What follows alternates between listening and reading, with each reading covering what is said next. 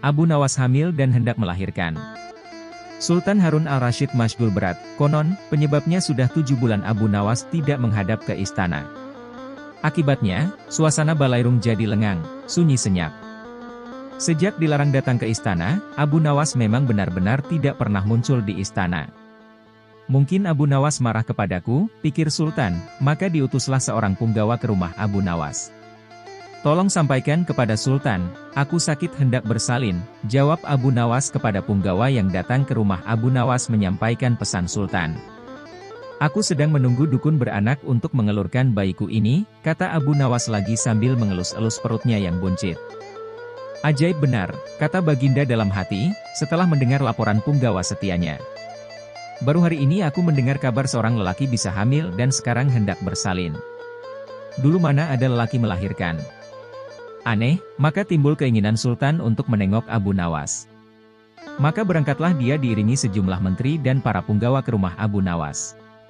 Begitu melihat Sultan datang, Abu Nawas pun berlari-lari menyambut dan menyembah kakinya, seraya berkata, "Ya Tuanku Syah Alam, berkenan juga rupanya Tuanku datang ke rumah hamba yang hina dina ini."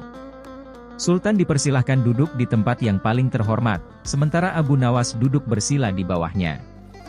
"Ya Tuanku Syah Alam, apakah kehendak Duli Syah Alam datang ke rumah hamba ini? Rasanya bertahta selama bertahun-tahun baru kali ini Tuanku datang ke rumah hamba," tanya Abu Nawas.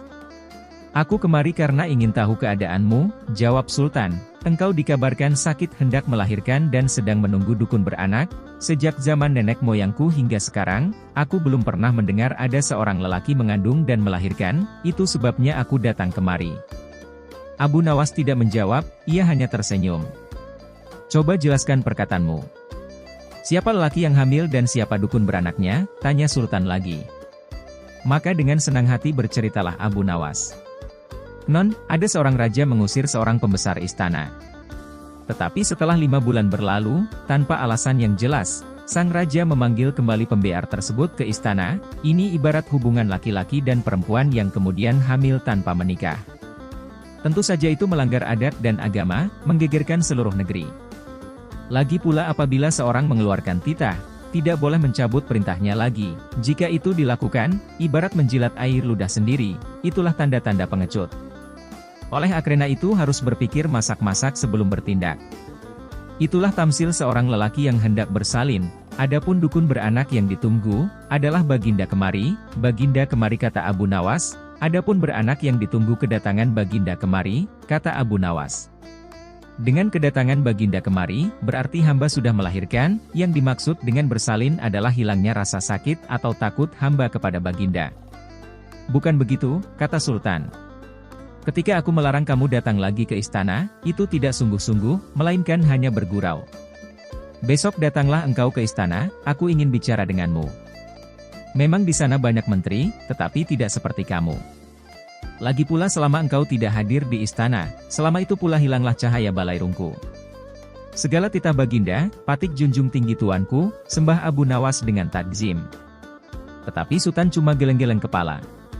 Dan tidak seberapa lama kemudian Sultan pun kembali ke istana dengan perasaan heran bercampur geli.